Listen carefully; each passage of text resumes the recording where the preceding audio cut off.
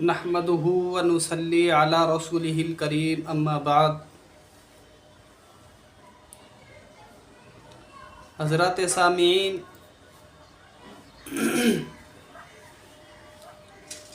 بڑا پیارا واقعہ بتاتا ہوں۔ واقعہ یوں ہوا کہ ایک مرتبہ ایک شرابی کے یہاں شراب کا دورہ تھا۔ دوست و احباب کا مجمع لگا ہوا تھا۔ اس شرابی شخص نے اپنے غلام سے اس کو 4 درہم دے کر فرمایا کہ جاؤ میرے دوستوں کو کھلانے کے لیے ان 4 درہموں کے کچھ پھل خرید کر لاؤ۔ چنانچہ وہ غلام وہ 4 درہم لے کر بازار کی طرف روانہ ہوا۔ جیسے ہی بازار کی طرف روانہ ہوا تو اس نے دیکھا کہ راستے میں حضرت منصور بن عمار بصری رحمۃ اللہ علیہ کی مجلس لگی ہوئی ہے۔ وہ رک گیا اور اس نے دیکھا کہ ایک فقیر کا غلام ان سے دعا کرا رہا ہے۔ اس نے کچھ دعا کرائی اور پھر لوگوں سے مدد کی اپیل کی۔ حضرت نے مجمع میں اعلان کیا کہ ہے کوئی شخص جو اس کی 4 درہم کی مدد کر دے، میں اس کو 4 دعائیں دوں گا۔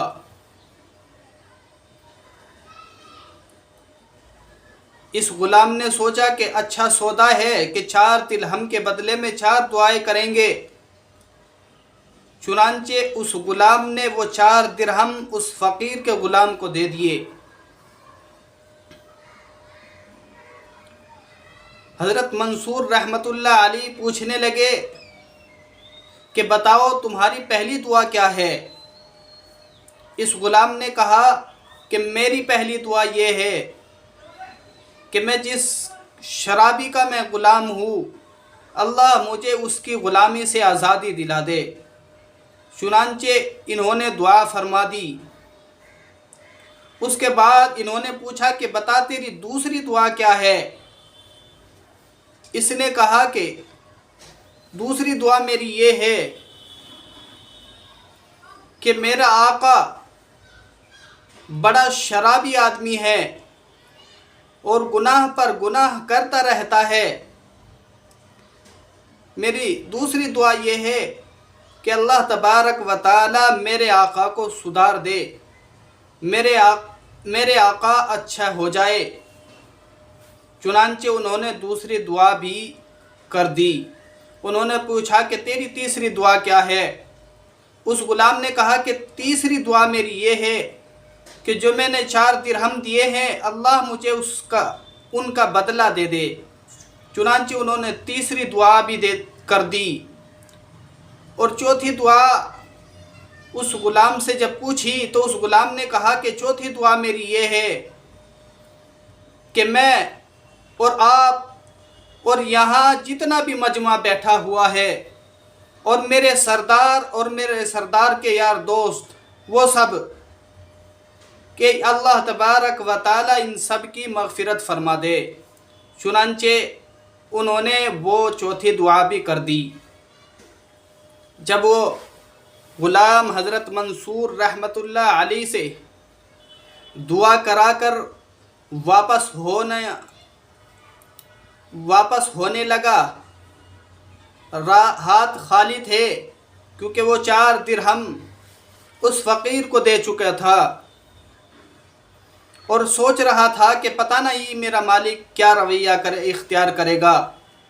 چنانچہ جب گیا تو دیکھا کہ اس کے مالک نے نہ مارا نہ ڈانٹ دی، بلکہ بڑے پیار سے پوچھا کہ آپ 4 درہم کے پھل لینے گئے تھے، بڑی دیر کر دی۔ چنانچہ اس غلام نے مالک کو وہ سارا قصہ سنایا اور بتایا کہ ایسے ایسے میں نے 4 دعائیں کرائی۔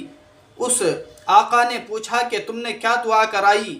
اس نے کہا کہ پہلی دعا میں نے یہ کرائی کہ میں تمہاری غلامی سے آزادی، اللہ مجھے تمہاری غلامی سے آزادی دے دے۔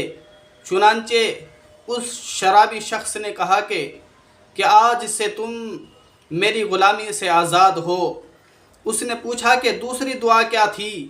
اس نے کہا کہ میری دوسری دعا یہ تھی کہ میرا مالک اپنے تمام گناہوں سے اور جو اس کے اندر فسق و فجور بھرا ہوا ہے اس سے توبہ کر لے۔ چنانچہ اس شخص نے کہا کہ ٹھیک ہے کہ آئندہ میں کوئی بھی ایسا گناہ نہیں کروں گا۔ تیسری دعا اس نے پوچھی کہ تیسری دعا کیا تھی؟ اس نے پوچھا کہ تیسری دعا میری یہ تھی کہ میں نے یہ دعا کرائی تھی کہ جو میں نے 4 درہم اس فقیر کو دیے تھے کہ اللہ تبارک و تعالی مجھے ان کا بدلہ دے دے۔ چنانچہ اس آدمی نے کہا کہ میں آپ کو ان 4 درہموں کے بدلے 4000 درہم دیتا ہوں۔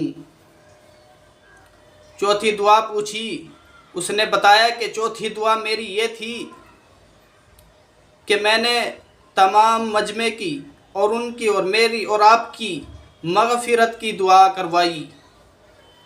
اس شخص نے کہا کہ یہ 3 دعائیں میرے اختیار میں تھی، میں نے یہ کام کر دیے، چنانچہ یہ چوتھی دعا میرے اختیار میں نہیں ہے۔ وہ غلام چلا گیا۔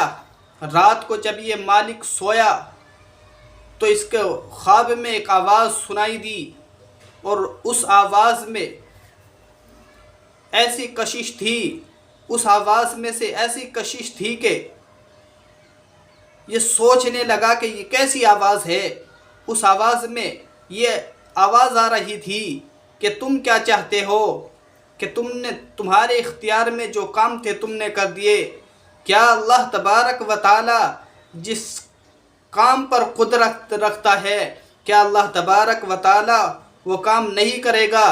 چنانچہ میں نے اس سارے مجمع کی اور ان کی اور تیری بھی مغفرت فرما دی۔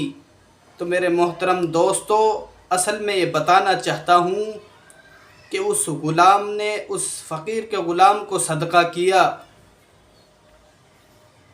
اور اس صدقے کے بدولت اللہ تبارک و تعالی نے کیسا اس کو جو ہے غلامی سے بھی آزادی دے دی اور اس کی مغفرت بھی فرما دی۔